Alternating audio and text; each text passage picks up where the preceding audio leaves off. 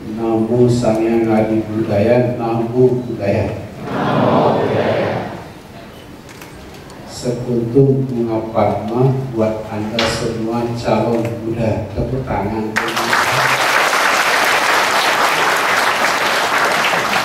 Sebelum kita gongsi pacai. Kedati pun bahasa Mandarinnya masih seperempat berantakan, tidak apa-apa. Selamat pagi dan salam bahagia buat kita semua. Saya mengucapkan terima kasih sebesar-besarnya kepada Bikuni Sangga di Ekayana, kepada seluruh komite khususnya Pak Hendra dan kawan-kawan, sehingga saya bisa berbagi dharma di pagi yang indah ini. Dan saya mengucapkan terima kasih secara khusus kepada Anda semua, karena panitia bilang jumlahnya hampir 2000. Tepuk tangan dulu, 2000 orang. Jadi 2000 lumayan ya. Kalau ini kampanye presiden bisa menang kita. Ya, itu tepuk tangan sentimen. Pesan yang saya mau bagikan di pagi yang indah ini adalah pesan-pesan kasih sayang, bahasa Inggrisnya Voices of Compassion. Dan sebagaimana di mana kami datang, kami karena ini mulai banyak murid saya, ini grup spiritual, namanya grup spiritual pengemis karena tidak punya tempat tetap, kita pindah-pindah ke tempat yang lain. Indahnya jadi pengemis adalah kita setiap hari belajar untuk lebih rendah hati. Ada yang uangnya banyak, usul guru kita bikin tempat, saya tidak mau. Saya ingin dengan satu tempat yang lain kita selalu rendah hati di depan orang lain. Dan di setiap tempat datang selalu saya tanya tempat apa, siapa pendirinya. Di Brahma Wihara Arama, di Bali tempat kami berkumpul 4 kali setahun, selalu penjelasan awalnya cerita yang mulia berdiri arti Brahma Wihara. Hari ini kita berada di sebuah tempat namanya Ekayana. Founding father-nya adalah Biku Asin Jinarahita, dan menjadi sebuah kehormatan bagi saya sebelum cerita Voice of Compassion menerangkan Ekayana versi Gede Purana.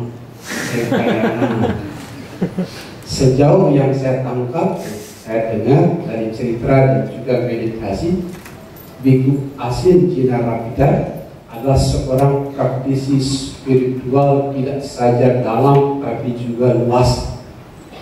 Kenapa saya bilang dalam dan luas? Karena beliau merangkul dan memayungi semuanya. Hanya batin yang luas dan dalam yang bisa memayungi semuanya. Makanya namanya Ekayana. Kalau segelintir orang masih melihat Hinayana begini, Mahayana begitu, Tantrayana begitu, di tangan Biku Asin Jinarahita dirangkum dalam sebuah payung indah namanya Ekayana. Tepuk tangan dulu Ekayana. Dalam bahasa orang bodoh bernama Gede Krama, ada cara termudah menerangkan Hinayana, Mahayana, Tantrayana. Cara termudah, mudah sekali. Saya lama merenungnya dapat. Kehidupan seperti pohon beracun. Bayangkan kehidupan kita pohon beracun, banyak racunnya. Ada godaan seks, ada korupsi, ada kriminalitas, kemalingan, macam-macam. Pohon beracun. Jadi kehidupan pohon beracun. Orang Hinayana, Theravada menjauh dari pohon beracun. Tidak pakai tinggi rendah, tidak pakai benar salah, baik buruk, lain-lain. Orang Hinayana, Theravada menjauh dari pohon beracun. Makanya kalau kita masuk wihara Theravada Hinayana, kita ketemu wihara yang sepi, hening, sedikit sekali manusianya. Para biksunya kurus hanya makan 1 kali sehari. Bagus, jalannya bagus, sopan santunnya tinggi karena beliau menjaga diri dengan sila dan winaya yang ketat sekali. Yang jelas menjauh dari pohon beracun biar tidak keracunan. Itu pendekatan Hinayana Theravada yang bagus. Orang Mahayana lain lagi, tidak menjauh dari pohon beracun bernama kehidupan, tapi pohon beracun kehidupan ini dijaga biar tidak banyak makhluk yang keracunan. Makanya di wihara Mahayana manusianya banyak, ramai, banyak kegiatan, ada donor darah, ada kursus Mandarin, ada ceramah, ramai sekali. Biksunya gemuk-gemuk karena makan malam. Karena kenapa? Yang terpenting bukan menjauh dari racun, tapi menjaga kehidupan biar tidak banyak yang keracunan. Jadi orang Hinayana Theravada menjauh, orang Mahayana dijaga. Ada nih racun, dijaga. Makanya ramai di sini. Anda dijaga dengan bodhicittanya orang Mahayana. Orang Mahayana, orang Tantra lain lagi. Orang Hinayana menjauh, orang Mahayana dijaga di pohon beracun. Orang Tantra adalah merubah racun jadi obat. Jadi pohon beracun dipetikin racunnya, petik, tapi diramu oleh orang Tantra. Racun-racun ini tidak lagi mematikan, tetapi menjadi obat yang menyembuhkan. Dan di Ekayana lah ketiga-tiganya dipayungi secara sangat indah. Tepuk tangan Ekayana. Kesannya sederhana. Anda kalau cocok dengan Hinayana Theravada, silakan. Anda cocok dengan Mahayana, silakan. Anda cocok dengan Tantra, juga silakan. Tidak disarankan yang satu merasa lebih tinggi dari yang lain, tidak disarankan. Apalagi menghina, karena itu berbahaya. Ada sutranya, The King of Concentration Sutra. Ia yang menabrakkan satu ajaran dengan ajaran yang lain. Dia melakukan kesalahan yang lebih berat dibandingkan menghancurkan 1000 stupa. Itu berbahaya. Jadi menyambung ceritanya Bhikkhu Aksin Jinarakkhita, yang cocok dengan Hinayana Theravada silakan, yang cocok dengan Mahayana silakan, yang cocok dengan Tantra silakan. Tapi tidak disarankan saling menghina. Perbedaan ada tidak untuk membuat kita berkelahi. Perbedaan ada untuk membuat kita saling melengkapi. Gitu ya. Penjelasan yang kedua tentang Ekayana, bagus kan? Saya selalu kalau menerangkan, jangankan di Buddha Dharma, masuk tempatnya orang Islam, orang gereja, orang Hindu, di mana? Selalu saya pertanyaannya apa? Apa yang bisa dipelajari di sini? Bukan apa yang bisa dijelek-jelekan, apa yang bisa dipelajari. Yang paling banyak saya pelajari dari orang Hinayana Theravada adalah sila winaya. Ini salah satu biksu Theravada yang dekat sekali dengan saya, Bante Panyabaru. Teratur sekali bicaranya, halus, hati-hati. Karena yang paling menonjol di Hinayana Theravada adalah sila winaya. Makanya badannya kurus, jalannya mendet ke bawah, tidak boleh noleh, apalagi noleh BMW, tidak boleh. Teratur. Jadi yang menonjol dari teman-teman Hinayana Theravada, disiplin, winaya, sila, moralitas, bahasa universal.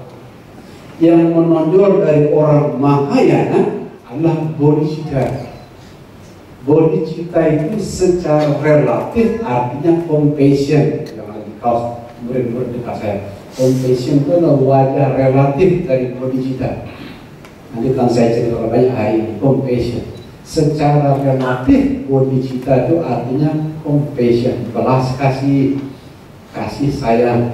Secara absolut bodhicitta itu artinya kebijaksanaan, kesunyataan, ketidakberhinggaan yang dalam agama teistik sering dikasih nama Tuhan, tidak berhingga. Sunyata itu tidak bisa dijelaskan. Jadi yang menonjol dari orang Hinayana sila, winaya, moralitas. Orang Mahayana yang menonjol kasih sayangnya. Makanya di biharanya besar, orangnya ramai. Wah, itulah. Ya, jangankan biksunya, umatnya lebih gemuk lagi karena makannya banyak. Karena yang terpenting jaga diri yang baik biar kita bisa melayani orang lain. Bukan makan banyak biar enak, bukan. Tubuh ini dirawat karena ini kendaraan pelayanan. Nah, kalau orang Hinayana yang menonjol silanya, orang Mahayana yang menonjol bodhicittanya, orang Tantra yang menonjol bahasa Inggrisnya skillful means. Skillful means itu adalah alat-alat yang cerdas. Jadi kalau di Hinayana Theravada tidak boleh Anda melanggar buku suci, tidak boleh. Kalau buku suci bilang putih, tidak boleh di luar putih. Di luar putih salah. Tapi di Tantra Anda ambil alat yang cerdas. Yang penting alat itu menyelamatkan makhluk dari alam samsara. Bahasa Inggrisnya alatnya bernama skillful means, alat-alat yang cerdas. Karena kenapa? Di Tantra itu tukang ramu obat. Jangankan kunir sama asam, racun pun dia rawat yang baik, yang penting jadi obat. Pakai contoh, biar Ekayana hari ini perang benerang. Kenapa Biku Aksin Jinar Raksita memberi nama Ekayana? Contoh. Kasus yang sama, penyelesaiannya berbeda. Bayangkan contoh saja, mudah-mudahan tidak terjadi. Anda punya 3 bayi kembar, anak kecil, balita, di dalam rumahnya kebakaran. Bayangin balita, 3 orang di dalam berkelahi. Dan di luar ini apinya terbakar. Ya, kalau orang Hinayana Theravada karena tidak boleh bohong, keluar papa tidak boleh bohong, di luar lagi kebakaran, panik anaknya bahaya. Ya. Kalau orang Mahayana tidak pakai babi itu, papanya lompat ke dalam. Saya mati pun tidak apa-apa, yang penting saya menyerah. Yang lompat ya, angkut anak-anaknya pergi dia, Mahayananya. Tapi kalau orang Tantra ini alat yang cerdas. Dia bilang begini, ini bohong. Papa punya mainan baru, bagus sekali. Siapa yang sampai pertama di sini, dia dapat mainannya. Anak-anak lompat tidak dapat. Artinya kalau orang Tantra dia langgar silanya, tapi untuk menyelamatkan orang lain. Tidak ada waktu mikir. Yang penting bohong sebentar, tapi anaknya lompat dari api. Anak kecil dibilang permainan baru PlayStation yang termahal dari Amerika. Papa lompat, apinya lewat. Akhirnya apa? Anaknya selamat, papanya juga selamat. Tantra, tepuk tangan dulu. Ya? Sehingga guru saya salah satunya bernama Lama Adisa Dipanakara. Kesimpulan tentang Ekayana. Lama Adisa Dipanakara petunjuk ke murid-muridnya sederhana. Di luar jadi murid Hinayana Theravada yang baik di luar. Baju yang sopan, berbicara yang sopan, tidak boleh ada pelanggaran sedikit pun. Di luar jadi murid Hinayana Theravada yang baik. di dalam memiliki hati yang penuh dengan kasih sayang. Di luarnya sila ya, moralitasnya bagus, di dalamnya compassion, kasih sayang, belas kasih. Di tempat rahasia baru boleh jadi murid tantra. Tepuk tangan, kayaknya itu kesimpulan kenapa dan berhasil Jina Rakshita membuat sebuah tempat megah namanya Ekayana. Tidak ada ajaran guru agung Buddha yang dibuang. Perbedaan satu ajaran dengan ajaran lain tidak ditabrakkan, tapi oleh founding father kita, Biku Asin Jina Rakshita, tiga-tiganya dipayungi. Sekarang terpulang ke Anda bertumbuh di mana? Boleh. Baru sekarang kita cerita voice of compassion. Anda siap bernyanyi? Kurang keras, siap tidak? Oke. Kalau nyanyi sama Gede Prama, syaratnya 3. Anda nyanyi, Anda tepuk tangan, Anda gembira. Siapa yang tidak nyanyi, tidak tepuk tangan, tidak gembira, saya tarik ke depan, nyanyi sendiri di sini. Saya tarik ini. Dipujuk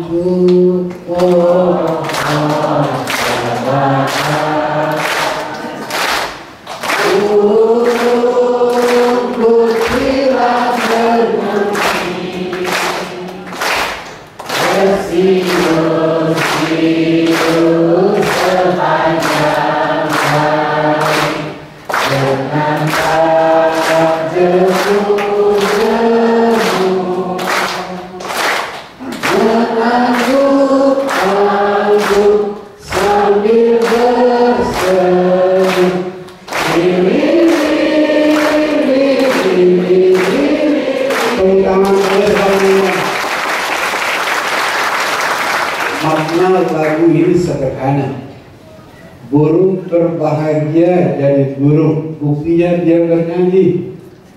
Tidak sekolah, tidak kursus bahasa Mandarin, tidak kuliah di Tarumanegara, tidak ada bergelar S3, tapi setiap pagi bernyanyi. Artinya burung bahagia jadi burung, pohon bahagia jadi pohon. Buktinya tidak pernah protes pohon mangga. Ya Maria, tolong rubah saya jadi pohon beringin. Tidak ada. Pohon beringin, Maria doakan saya biar jadi pohon mangga. Tidak ada. Burung bahagia jadi burung, pohon bahagia jadi pohon. Kenapa banyak manusia tidak bahagia jadi manusia? Tepuk tangan dong. Memang lagu ini bagus sekali. Burung bahagia jadi burung, pohon bahagia jadi pohon. Kenapa banyak manusia tidak bahagia jadi manusia? Dan dengan bahagia Anda menyembuhkan diri dan menyembuhkan orang lain. Untuk Anda belum ada perintah tepuk tangan. Dan yang paling penting, dengan bahagia Anda menyembuhkan diri sendiri. Ada penelitian, tapi hari ini tidak ada waktu. Ada banyak penelitian menunjukkan orang happy itu lebih mungkin sehat dibanding orang yang sedih. Dengan bahagia Anda menyembuhkan diri. Dengan bahagia Anda bisa merawat suami, istri, anak-anak. Jadi menyembuhkan diri, menyembuhkan orang lain. Dan pagi ini kita cerita di wihara. Kalau Anda melakukan apa saja termasuk bekerja, kalau dilakukan dengan bahagia, semuanya jadi puja. Tepuk tangan dulu buat Anda. Bekerja, memasak, cuci piring, menyapu, nyetir mobil, apa saja, asal dilakukan dengan bahagia, dia menjadi puja. Makanya rumus bahagia ala guru saya yang mulia Dalai Lama sederhana.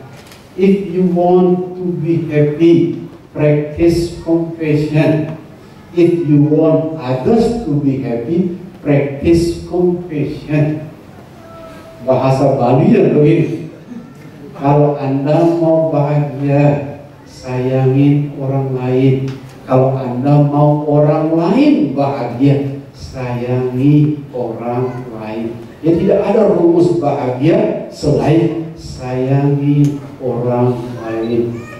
Makanya di China ada pepatah tua yang hari ini saya modifikasi sedikit. Karena kalau modifikasi harus minta izin.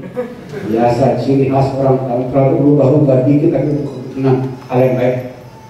Kalau mau bahagia 1 jam pergi mancing, bahagia 1 hari tidur siang, bahagia 1 minggu kawin lagi, bahagia 1 bulan jual warisan. Kalau mau bahagia selama-lamanya, sayangin orang lain. Tepuk tangan. Untuk itulah agar kita semua berbahagia, menyembuhkan diri kita dan menyembuhkan orang lain, kita cerita pesan-pesan kasih sayang, pesan-pesan kasih sayang. Karena sebagaimana yang mulia dan lama bilang, kalau mau bahagia, laksanakan kasih sayang. Kalau Anda ingin orang lain bahagia, laksanakan kasih sayang. Ada 3 bab hari ini. Mudah-mudahan tidak diinterupsi sama Pak Bahtiar dan kawan-kawan kalau waktunya lewat. 3 bab. Bab pertama adalah belas kasih terhadap diri kita sendiri. Jadi mengembangkan kasih sayang terhadap diri kita sendiri, terutama berbelas kasih kepada kekurangan kita, kepada luka batin kita, kepada trauma kita, ya, belas kasih ke diri sendiri. Yang kedua baru compassion kepada orang lain dan dunia. Yang ketiga nanti kita akan meditasi belas kasih dibimbing sama saya. Jadi, yang ketiga kita meditasi sama-sama beberapa menit memeditasikan kasih sayang. Kita masukin bab pertama. Sebelum bab pertama minum dulu.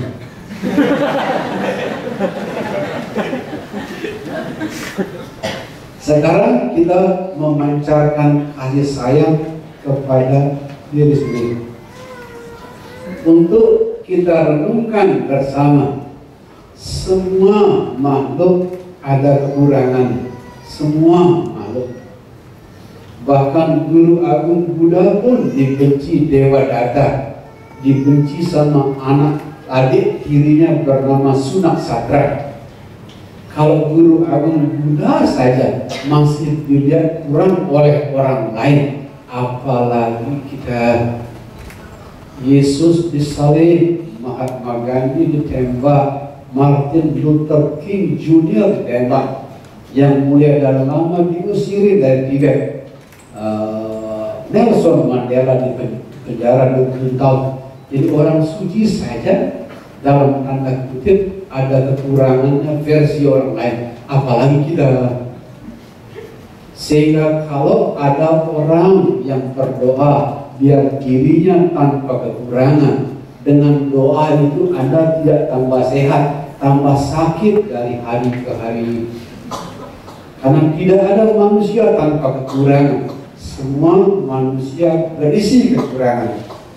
Cuman hari ini kekurangan tidak kita kenal. Kekurangan kita tidak kasih judul setan atau marah. Kekurangan kita sebut sebagai vitamin pertumbuhan. Tepuk tangan dulu bersama. Vitamin pertumbuhan. Kalau cerita jelek, saya suka pakai contoh diri saya sendiri. Karena kalau cerita jelek, pakai contoh orang lain, namanya jelek-jelekin orang, nggak boleh. Saya suka cerita jelek, saya pakai cerita diri saya sendiri. Anda tahu ini belum lama, kalau masa kecil sudah lewat, belum lama. Kira-kira 6 bulan yang lalu, baru.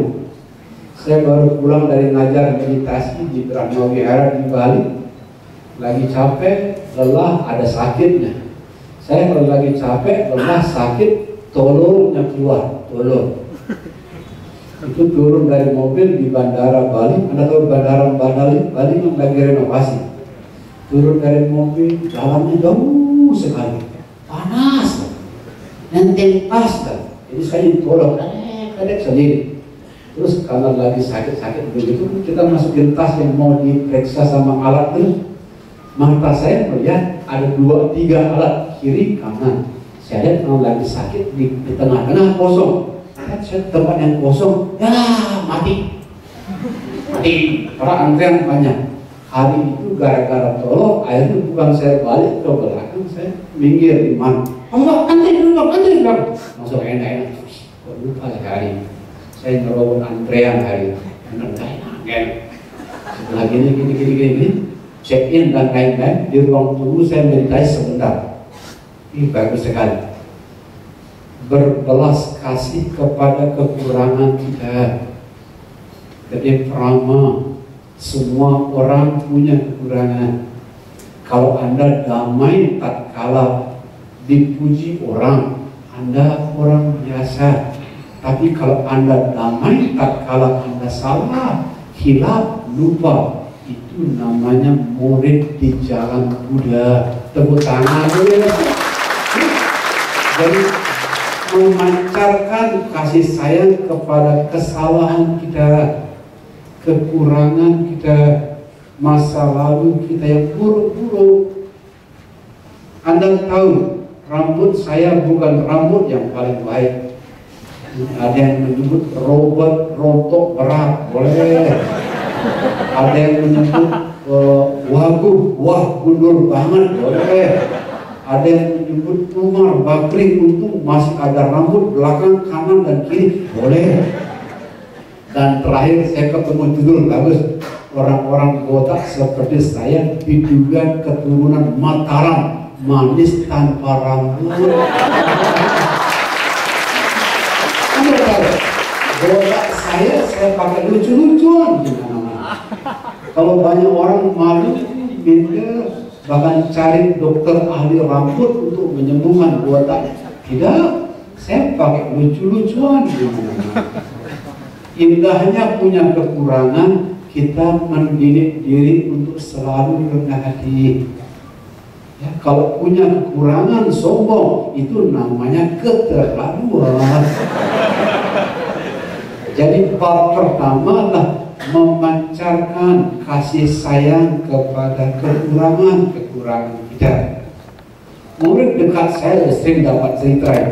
Saya bungsu dari 13 bersaudara, dari ibu yang sama, nomor 13. Orang Tionghoa bilang, nomor siap, nomor 13. Gedung tinggi di Jakarta, tidak ada lantai 13, semuanya diganti 12A. Nomor rumah 13, nanti 12A, nggak ada yang mau angkat 13. Saya anak nomor 13. 12A, diganti sama 13. Anda tahu, anak pertama dapat mainan baru, anak kedua dapat bekas mainan, anak ketiga dapat cerita pernah punya mainan. Anda tahu nomor 13 dapat apa? Untuk Anda catat baik-baik, saya sangat bangga lahir dari bungsu 13 bersaudara. Ada yang ngumpulin, ada yang ngambilin lauk lagi makan, ada macam-macam macam. Tapi dari kecil gara-gara sering sakit ditendang, Anda harus jadi peka, jadi ngerti di wajah orang jahat kayak begini. Baik, dan setiap hari berdoa, suatu hari saya ada kesempatan, saya tidak akan menyakiti hati orang. Suatu hari ada kesempatan saya akan menyayangi setiap makhluk yang saya jumpai. Karena kenapa? Dicubitin sakit, ditendangin sakit. Bagi sebagian dari Anda, masa lalu buruk itu membuat Anda trauma. Saya juga dulunya seperti itu. Tapi oleh meditasi disembuhkan. Saya lihat masa lalu saya tersenyum dengan masa lalu saya. Saya peluk masa lalu saya sebaik-baiknya. Suatu hari pagi-pagi saya bangun, mata saya gelap, masih kecil, pas 5 atau 4. buka mata gelap. Apa nih gelap? Saya teriak, buta, nggak bisa dia. Datang ibu saya, diam. Aduh, mata kamu dikasih getah nangka. Di malam itu rupanya tidurnya terlalu nyenyak. Salah satu kakak saya entah bagaimana ceritanya, udah siapin getah nangka. Ini sama dia. Sehari ibu saya nggak ada kerjaan lain, ambil minyak kelapa diginiin satu persatu, sampai bulu mata saya hari itu rontok semua. Tapi Anda tahu, saya bahagia dengan masa lalu seperti itu. Kenapa bahagia? Karena itulah yang membuat saya hari ini bisa bercerita confession di depan Anda. Tanpa rasa sakit, tanpa penderitaan, tanpa luka jiwa, kita akan sombong, kita akan congkak, kita salah-salah dipukul orang lain. Indahnya masa lalu yang buruk serba kurang membuat kita rendah hati, selalu belajar dan mau berbagi ke orang lain. Kalau sakit disakiti orang, sekurang-kurangnya kita berjanji untuk tidak menyakiti orang lain. Sehingga apa yang saya sebut sebagai voice of compassion bab pertama sederhana. Kekurangan ada bukan gara-gara dibawa setan. Masa lalu yang buruk bukan gara-gara marah. Trauma jiwa juga bukan hukuman Buddha, bukan hukuman Tuhan, bukan. Semua yang buruk itu adalah bahan-bahan sayur yang sehat yang mesti Anda ramu, Anda olah. Tak kala Anda ramu dan olah, kemudian Anda tersembuhkan. Untuk Anda catat baik-baik, akar yang terpenting kenapa kita marah sama orang lain, kenapa kita benci sama orang lain, kenapa kita teriak sama orang lain, karena kita masih punya di dalam diri kita ada bagian diri kita yang masih kita marahi, ada bagian dari diri kita yang masih kita benci, ada bagian dari masa lalu kita yang kita dendam.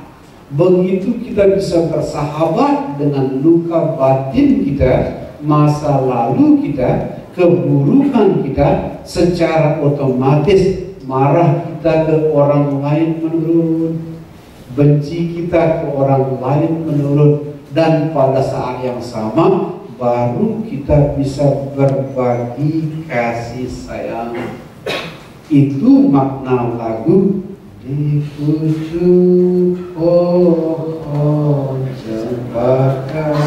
Sederhana, burung bahagia jadi burung, pohon bahagia jadi pohon. Kenapa manusia banyak yang tidak bahagia jadi manusia? Cara bahagia jadi manusia sederhana, memancarkan kasih sayang kepada penderitaan kita, kepada kekurangan kita, kepada luka batin kita. Kapan saja kita bisa memeluk luka batin kita secara bagus, di sana kita mulai tersembuhkan. Adik-adik saya yang ikut meditasi sampai 10 hari di Bali, yang trauma-trauma itu sering saya bilangin, trauma Anda seperti bayi yang menangis, bayi nangis. Trauma, rasa sakit, masa lalu, luka batin, bayi yang menangis. Kebanyakan orang yang luka batin kenapa tidak sembuh? Karena bayi yang menangis bukan digendong, dicubitin. Bayi menangis dicubitin, nangisannya tambah parah. Salah-salah bayinya berganti nama jadi Joko Sembung naik skuter, tidak nyambung dan muter-muter. Kenapa orang luka batin gak sembuh-sembuh? Luka batin bayi yang menangis. Anda marah sama luka batin itu, bayinya dicubitin. Hari ini pendekatannya dibalik.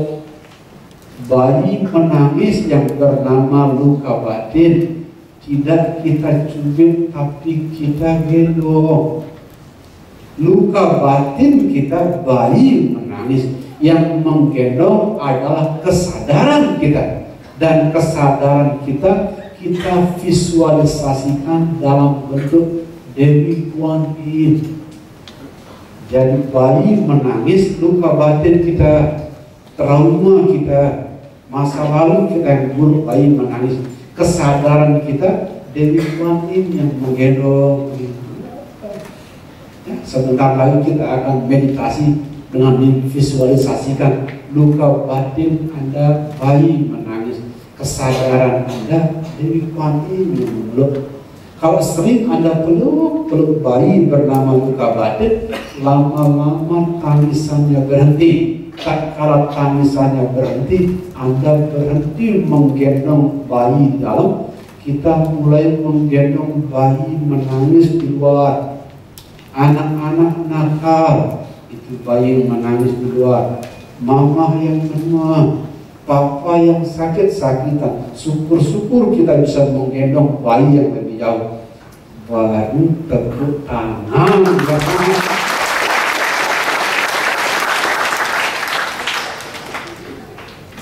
Jadi bab pertama, memancarkan kasih sayang kepada diri sendiri. Di Brahma Wihara Karama sering saya ajak nyanyi yang bagus ini untuk menggendong luka batin. Dua mata saya, hidung saya satu, dua kaki saya pakai sepatu baru. Kita sengaja pendekin biar lama nyanyinya. Nyanyiannya lebih banyak. Mata saya bukan mata yang paling baik, ini ada plus ada minusnya. Tapi saya belajar menyayanginya. Rambut saya bukan yang paling bagus, botak, tapi saya menyayanginya. Hidung saya bukan yang paling bagus, tapi saya menyayanginya. Dengan cara yang sama, istri saya bukan wanita yang tercantik di dunia, saya menyayanginya. Anak saya juga bukan anak yang paling baik di dunia, saya menyayanginya. Tepuk tangan dulu.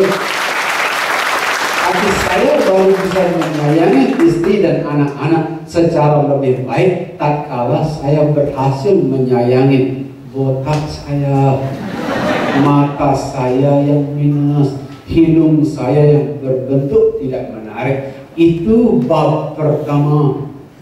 Lagunya, jadi ntar siang kalau Anda lihat di cermin, Anda nggak percaya diri dengan diri Anda, ke kamar mandi. Dua mata saya, hidung saya satu. Sudah ini. Sekarang kita tinggalkan kasih sayang buat diri sendiri. Dan harus saya bilang bab satu paling penting. Karena nggak mungkin kita menggendong bayi di luar tanpa kita berhasil menggendong bayi menangis di dalam diri kita, tidak mungkin. Kebanyakan orang, lebih dari 80%, sangat sibuk menggendong bayi di dalam, sehingga nggak sempat menggendong bayi di luar bernama istri, suami, tetangga, apalagi memancarkan kasih sayang sampai ke Afrika, nggak mungkin. Jadi bab pertama yang paling penting. Dan sebagian sahabat yang berhasil saya ajak sembuh di bab pertama. Bab pertama, ya, jangankan teman-teman yang cuma sakit fisik, yang sakit batin pun. Jadi kenapa? Nangis, nangis. 2 kotak tisu pun habis saya tungguin. Lama-lama sudah habis nangis, sudah. Sekarang gantian saya cerita, boleh. Kita tidak bisa kembali ke tahun 65 di mana papamu dibunuh gara-gara PKI. Kita nggak bisa kembali tahun 98 ketika orang Tionghoa sebagian kecil berdosa. Jadi kita nggak bisa memutar balik waktu dan waktu bergerak ke depan. Tapi sekarang kita bisa rubah cara memandangnya. Karena begitu cara memandangnya positif, Anda langsung tersembuhkan. Begini cara memandangnya.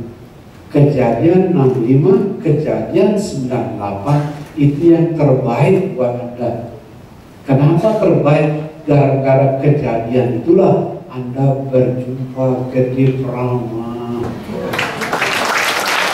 Sebab hidup ini kalau mulus saja, bahagia saja, Anda tidak mencari dharma, Anda tidak mencari guru dharma. Segelintir teman saya yang dulu sekolah di business school sama saya, yang masih kaya biasa, orang kaya sombongan biasa. Aduh, Gede Prama jauh-jauh sekolah ke Inggris dan Perancis, pulang-pulang ngajar meditasi. Memang meditasi itu ada cuannya tidak? Masih kaya biasa. Begitu setruk sebelah baru datang ke Brahma Vihara. Karena kenapa? Penderitaan adalah bel yang berbunyi mengingatkan kepada guru, pulang ke rumah Dharma, pulang ke rumah Dharma. Dan seringkali yang membawa kita pulang bukan kebahagiaan, bukan kesenangan. Yang membawa kita pulang bernama penderitaan. Sehingga kalau segelintir muka yang menderita di ruangan ini, terima kasihlah kepada penderitaan. Karena penderitaan yang membimbing Anda ke sini. Kalau Anda bahagia, Anda akan makan enak di hotel bintang 5. Anda kaya, makan enak, semuanya lancar-lancar. Ngapain kaya-kayaan? Salah-salah menghina deh. Tapi begitu sakit, kita coba dengarkan dari Prama, mana tahu sembuh, mana tahu. Rasa sakit. Nah, bagaimana tersembuhkan? Perlu sayangin rasa sakit, penderitaan, luka batin, bayi di dalam yang menangis. Kesadaran kita adalah Dewi Kuan Yin yang memeluk kita. Nanti kita meditasikan visualisasi seperti itu. Dengan modal di bab pertama seperti itu, kasih sayang kepada kekurangan kita. Sekarang kita masukin bab kedua, memancarkan kasih sayang buat orang lain, bahkan dunia kalau bisa. Di luar sana, makhluk yang paling dibenci orang bernama musuh. Istri cerewet, suami marah-marah, anak yang nakal, tetangga yang sombong, bawahan yang banyak maunya. Gelarnya MN, marah-marah. Itu dibenci semua orang. Tapi kalau Anda mau menyempurnakan compassion, guru terbaik kita adalah musuh kita yang paling menyakitkan. Guru saya Lama Artisa berpesan, the best spiritual teacher is the one who attack your hidden flaws. Guru spiritual terbaik adalah ia yang menyerang kekurangan-kekurangan kita yang tersembunyi. Orang yang menyebut kita munafik, yang menyebut kita tidak konsisten, menyebut kita sok suci, menyebut kita bohong, itulah guru spiritual kita yang paling tinggi. Tepuk tangan dulu. Tiba-tiba saya ingat cerita samurai bernama Miyamoto Musashi. Setelah dia bertempur berkali-kali dan selalu menang, membunuh banyak sekali orang, dia merenung. Memang jadi samurai membunuh orang lain. Kalau jadi samurai untuk membunuh orang lain, betapa bahayanya kehidupan samurai. Meditasi dia, dibimbing oleh guru Zen bernama Takuan Soho. Di tengah meditasinya ketemu kesimpulan yang bagus sekali. Musuh adalah guru yang terbuka kedoknya. Musuh adalah guru yang terbuka topengnya. Jadi orang yang menyakiti sesungguhnya guru kita yang paling tinggi, tapi kita membenci karena kita terpukau sama topeng yang bernama musuh. Sehingga bapak-bapak yang hadir di ruangan ini, entar sore begitu istrinya cerewet, langsung Anda namaskara di depan istri yang cerewet. Karena kenapa? Istri yang cerewet itulah Buddha yang sesungguhnya. Suatu hari ada anak remaja yang berbulan-bulan meditasi di wihara. Lama-lama bikunya bosan lihat dia, terus pagi lihat dia, siang lihat sore bosan. Nah, cari apa? Cari Buddha. Aduh, salah alamat. Buddha tidak ada di wihara. Buddha ada di mana? Di rumahmu. Di rumah saya. Rumah saya yang di jalan. Iya, di rumahmu ada Buddha. Bagaimana cirinya? Sebentar lagi siapa yang membuka pintu di rumah dia Buddha. Benar dia pulang. Sampai di rumah ketemu mamanya cerewet minta ampun. Kamu tahu tidak? 3 bulan menghilang dari rumah. Gara-gara kamu papan stok, pas kurang tahu diri. Dicari makan banyak sekali. Akhirnya dia balik ke wihara, protes sama Bante bohong. Nah, Bante bilang siapa yang saya jumpai di rumah itu Buddha. Siapa? Saya baru begitu buka rumah, mama saya cerewet sekali. Nah, itu Buddha yang sesungguhnya. Buddha tidak saja membabarkan dharma dengan suaranya sejuk dan lembut. Buddha juga menghaluskan Anda dengan kata-kata kasar melalui tangan mama Anda. Sekarang pulang, cium kaki mama karena mamamu adalah Buddha. Tepuk tangan dulu. Sehingga kalau kita bisa memancarkan kasih sayang kepada musuh kita, gampang kita memancarkan kasih sayang kepada Bante, gampang kita memancarkan kasih sayang kepada yang Arya, gampang kita memancarkan kasih sayang kepada orang-orang yang kita sayang. Sehingga inti bab kedua, memancarkan kasih sayang kepada orang lain. Musuh adalah guru yang topengnya terbuka.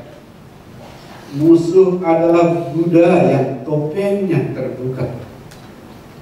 Guru dan Buddha bisa hadir dengan kata-kata lembut, bisa juga hadir dengan kata-kata yang menyakitkan. Tapi di tangan Anda dan saya, kata-kata menyakitkan tidak menjadi racun, tetapi menjadi nutrisi yang membuat kita tambah dewasa dari hari ke hari. Sejarawan agama paling terkemuka di zaman kita namanya Karl Armstrong, guru besar di Inggris. Beliau meneliti pencarian manusia tentang Tuhan selama 4.000 tahun. 4.000 itu nggak main-main, 4.000 tahun lama. Kesimpulannya bagus sekali. Di zaman emas udah lewat sekali. Zaman keemasan kan dulu, orang suci itu bercakap-cakap dengan Tuhan seperti Anda cakap-cakap saya. Cakap ngomong. Itu Abraham, Musa di Kristianitas, Arjuna di Hindu bercakap-cakap dengan Tuhan. Zaman itu sudah lewat. Di zaman kita, semua orang suci dihaluskan dengan penderitaan. Itu sebabnya mengulangi cerita tadi. Yesus disalib, Mahatma Gandhi kena tembak, Martin Luther King Jr. juga kena tembak. Dan pada saat yang sama, itu juga sebabnya Pangeran Siddhartha, calon Buddha, tak kalah pertama kali keluar dari istana, guru rahasia di alam ini memberikan pelajaran pertama sekaligus yang paling utama. Pelajarannya sederhana, di mana-mana duka.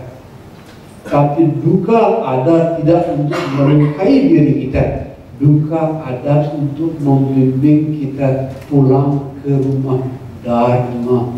Tepuk tangan.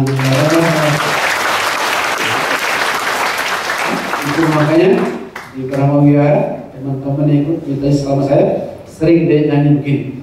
Kena sifatu kena